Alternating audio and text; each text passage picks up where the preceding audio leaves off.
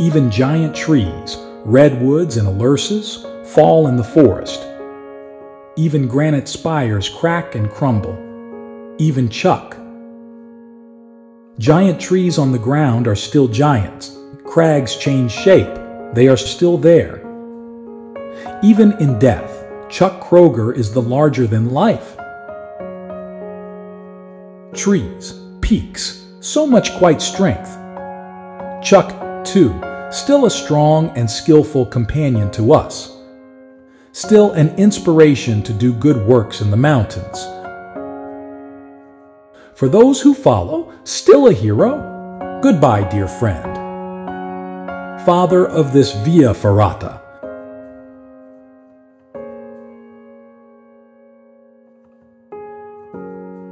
When I moved here, I met this this climber named Chuck Kroger, and Chuck Kroger is a famous climber from back in the 1970s.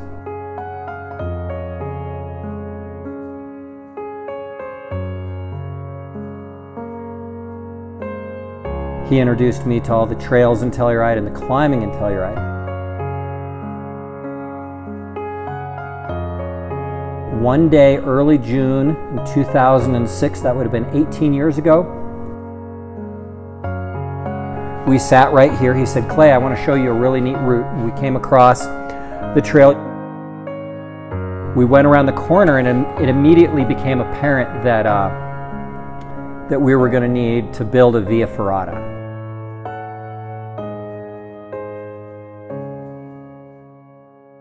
And a Via Ferrata translates to Iron Way. It comes from Italy, and the Via Ferratas were first invented during World War I. And the soldiers built them so that they could climb quickly up and down these cliffs. And they started as ladders and cables, but they became more sophisticated over the decades.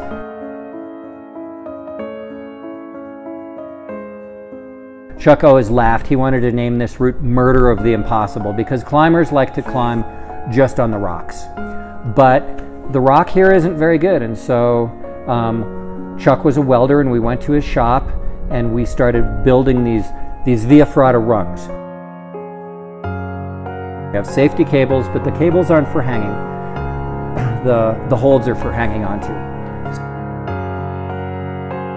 Chuck and I spent about 2 years up here, and we had tons of people help us.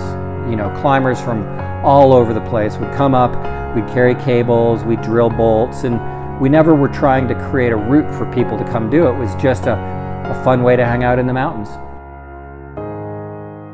A big part of this story is that we're on Forest Service land. So we had no permits. There was no permission to do this. The Forest Service found out about it in 2009. They were really upset, and they were going to remove the Via Ferrata.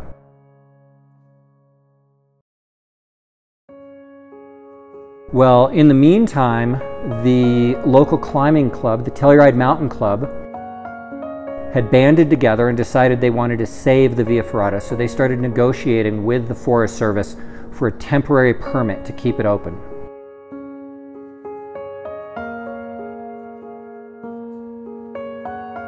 And over the last 10 years, I've worked with other climbers. There's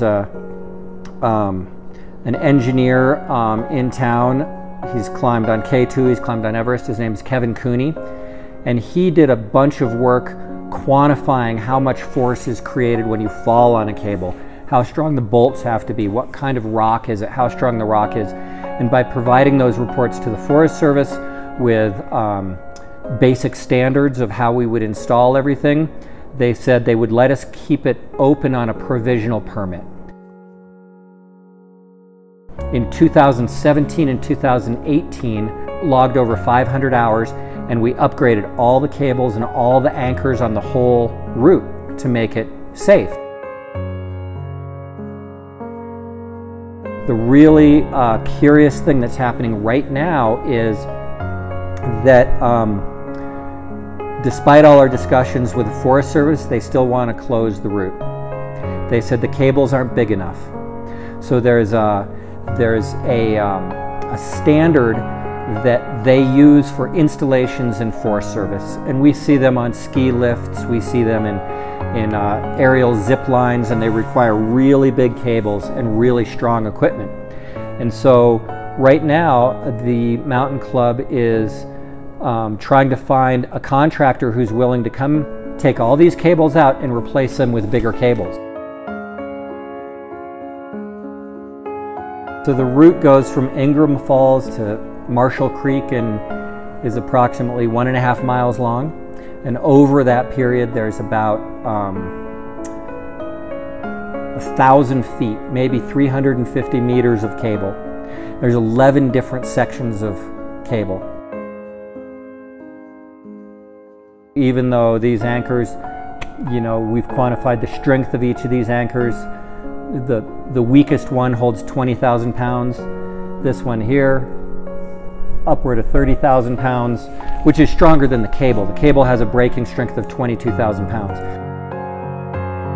A person could never generate that much force, and so for a long time, for a couple of years, we were trying to negotiate a new Via Ferrata standard. It was going to be known as the Telluride standard, and it was going to lower the bar for these static installations because all the standards are for big moving pieces. So don't worry, it's really strong.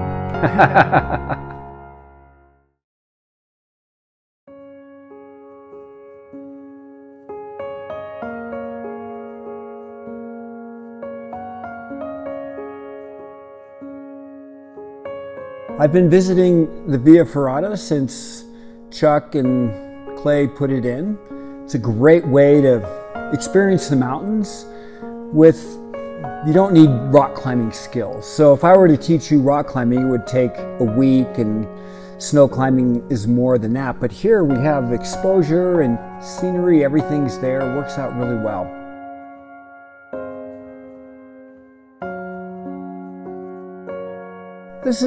Anytime you're in the mountains, we're happy. So whether you're hiking, climbing, or doing a cable route like this, it's a good time to be there. And then being up here with my friends.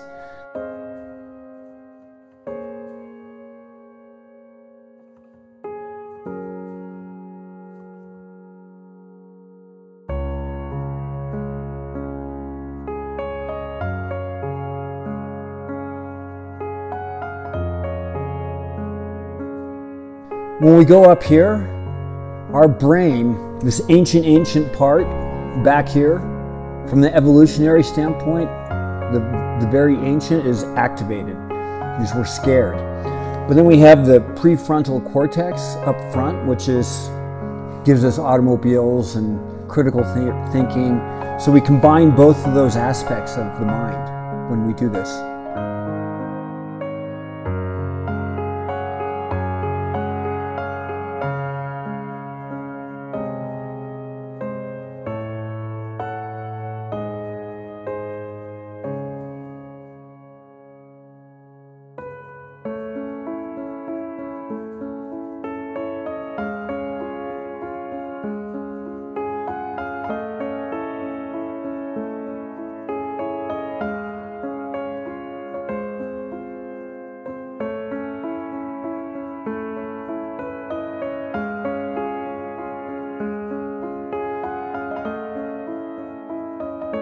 Some people don't want to listen to that ancient part of your brain.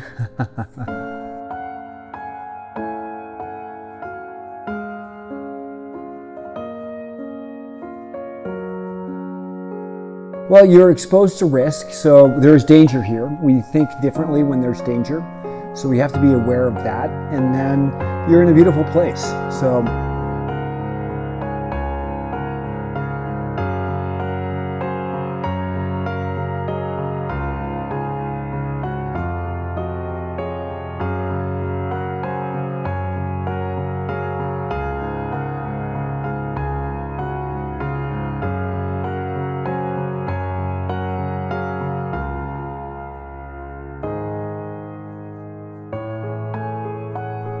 I mean, you sit in a restaurant and you eat food and just drink, you're not doing anything. This is coming out here and doing something adventurous. Time to be out here in Telluride during mountain film and we're going to go on the cable. And hopefully a few items like this, there's potential in Nepal for cable routes and places to go visit. Thank you so much. Yeah, and now we start the fun part. Now it gets very, very serious.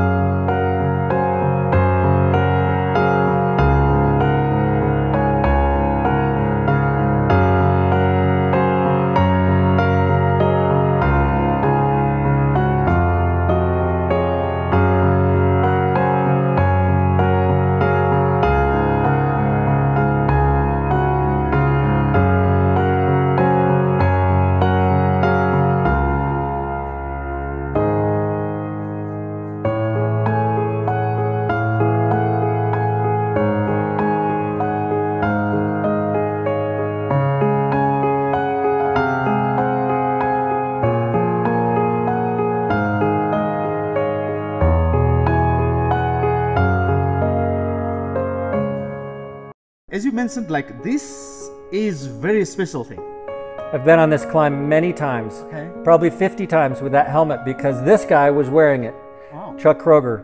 He's the father of the Via Ferrata, and I thought, since you asked me to bring you up here today, that we would bring his helmet back up here. Wow. Wow, amazing. Can you please little bit explain about bonds? Bone, which is painted on your helmet, stands for Back of Nowhere Engineering because Chuck was an engineer and he had a climbing company, and we're in the middle of nowhere. The San Juans are very remote. This is a picture of Chuck when he was young climbing a route in Yosemite called Dihedral Wall. He's jumaring up it, and I thought it was a beautiful picture of Chuck, so we put it on this poem. This poem was written by Lito Tejada Flores, joyfully and with wonder. Great honor, right? It's a great honor. You bet. Great. Okay, Let's move for what? let's do this thing. We're going to do the main event now.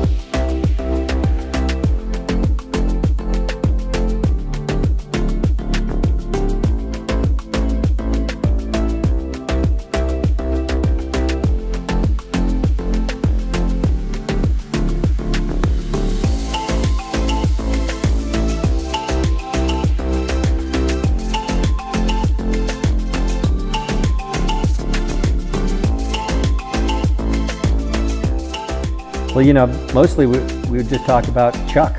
You know, he's kind of the father of the San Juans, the technical climbing in the San Juans when he came here in 1978. And he told me he looked at this route for years and years and years. He could see it in the winter because there's a little strip of snow. You know, and it wasn't until 2006 that he decided to do it, and we just finished the main event. This was the only cable on the whole route. The rest had no cables, and then he got cancer, and then he died on Christmas Day in 2007. So since then, we're trying to keep the route open in his honor.